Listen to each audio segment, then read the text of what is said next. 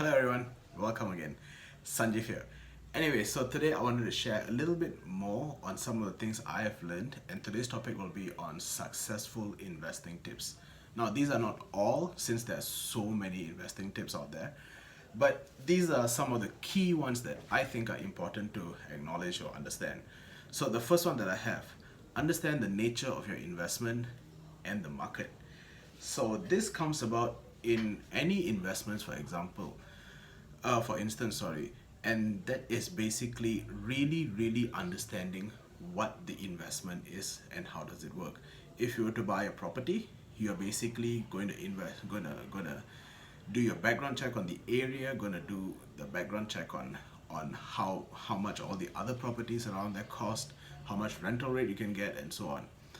And the other thing that I also know is, you see, my brother is an investor for forex, and for him to get a sustainable returns now consistently, it took him 7 years, and his trading, I would say, success rate is something like 80 to 85%, right? And it took 7 years. That is the learning time he took, right? So understanding the nature of the investment and also the market really plays a very big role. The second thing I have a goal in mind, and that means either time frame based or profit based. Now, what I mean by that, if you have a time frame, that would determine how you would invest your money. If you have 5 years, there are limited amount of risks you can take. If you have 10 years, if you have 15 years, that actually determines how much of risk you can actually take for an investment portfolio. And a profit based, what does that mean? So a profit based would actually mean, if you have a goal of a profit based, would mean that if you have hit 10% and if that is your goal, come out of it. If you have hit 50% and if that is your goal, come out of it. Which leads me to the third point. Do not be afraid of cutting losses or taking profits. Now, I've seen this many times for many other investments as well, where people, when they start losing money in their investment, they stay on it because they hope that it actually starts making more money later on, or that they can actually just come out at where they went in, right? Which might work sometimes, but more often than not, you end up wasting the time, right? And this is also applicable for coming out when you've actually made profits, right? Meaning to say, take profits.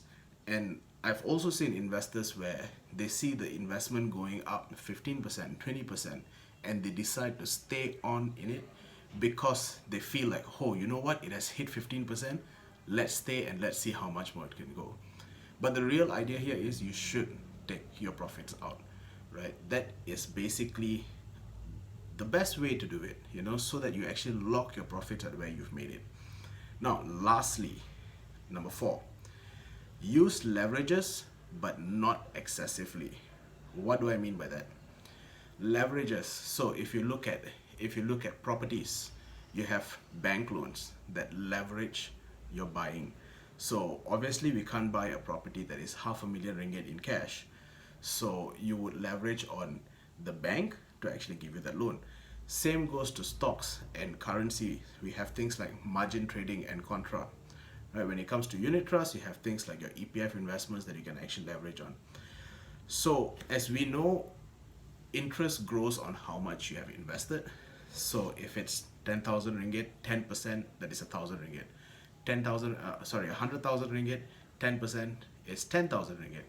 1 million ringgit, 10%, 100,000 ringgit. So basically, when you leverage on what you can, but not excessively, you are basically investing smart, right? So if you're keen in finding out how we design portfolios on leveraging, on having a goal in mind for our clients, on basically taking profits for them and also cutting losses at the right time, yeah, do hit me up, all right? And stay tuned for our next videos. See you in the next round. Peace, everybody.